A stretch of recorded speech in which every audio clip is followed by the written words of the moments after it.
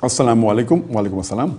What does a Sharia say about a father who had 3 daughters and 1 son and who made an oral will in front of his son and 1 daughter and died after a few days? Are we obliged to distribute property as what the father said in his oral will, or distribute it as our deen says, that daughter 1 part and son 2 parts share in father's property and will? Please guide.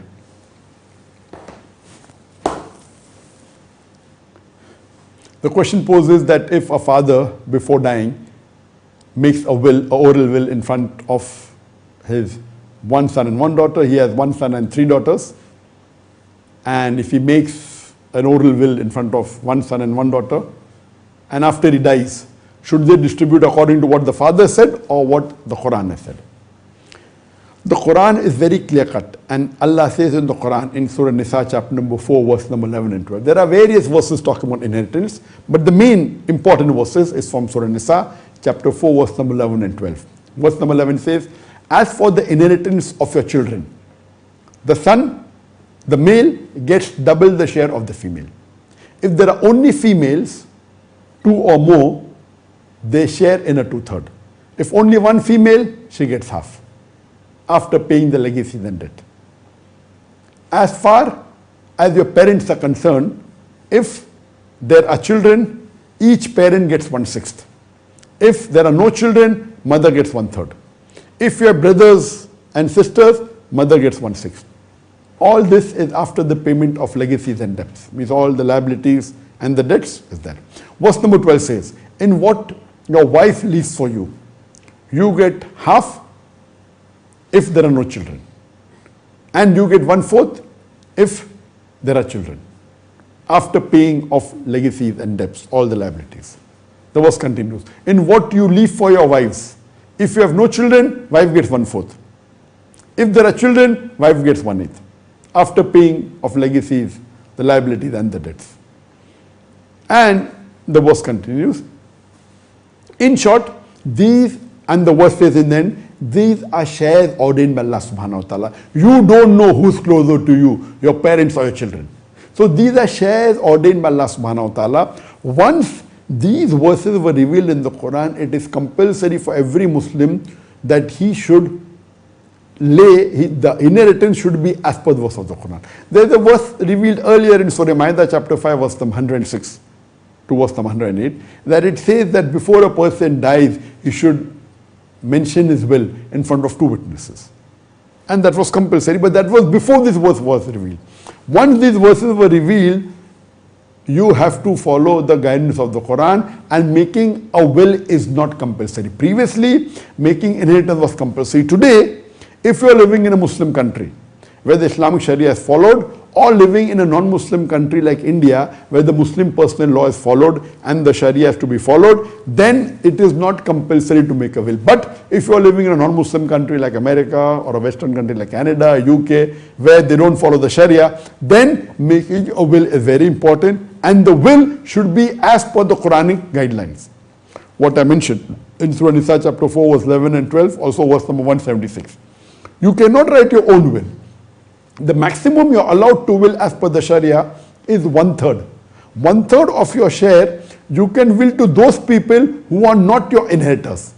For example, you may have a friend who has helped you a lot.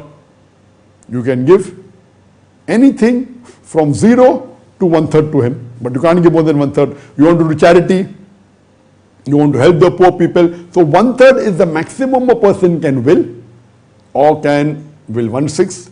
Can will less than that, but he cannot will more than 1/3. The balance 2/3 minimum should go to the inheritors as mentioned in the Quran. Or if you don't will anything extra, everything goes as per what is mentioned in the Quran. Now coming to your question, if a father has orally given a will and said to his 1 son and 1 daughter, though he has 1 son and 3 daughters, orally, after he dies, what should be done? You should follow as the Quran says, because the son and all 3 daughters are the inheritors. The father cannot say, I love 1 daughter more, she'll get more share than the second daughter because she is not good to me. Irrespective, as long as they are Muslims, even if they ill-treat the father, they will get the same share as has been ordained by Allah in the Quran. Whether he says orally or whether, even if he says orally, which is not matching the Quran, it should be changed. Even if he gives in writing. In a Muslim country, if he gives in writing that the son and daughter should get equal, because my daughter was not, because my son wasn't obedient, it's not possible. He cannot say, give my one daughter double share and my other daughter half the share, not possible. Even if he gives in writing, if it's a Muslim country where the Sharia law is followed, or in India where the Sharia law is followed, that doesn't carry any weight.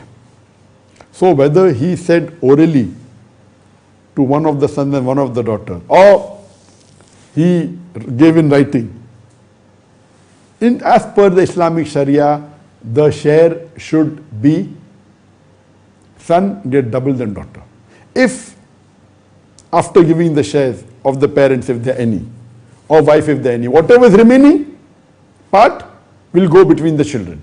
So if there is one son and 3 daughters, he should make 5 parts. After giving all the debts, liability, after giving to the parents if there are any, after giving to the wife if there are any, he makes 5 share. From this 5 share, 1 share goes to each daughter, 3 daughters, and 2 shares goes to the son. In short, from whatever is pending, 20% goes to each of the 3 daughters and the son gets 40%. Irrespective of what the father said orally or whether he gave in writing, as far as the children are concerned, you have to follow Allah's guidance and stick to it as long as they are Muslims. Even if they ill-treat the parent, whatever they do, the shares had been ordained by Allah and you have to follow it. And if he said something else or wrote something else which is not matching with the Quran and Sunnah, we should follow as per the guidance given in the Quran and Sunnah. Hope that answers the question.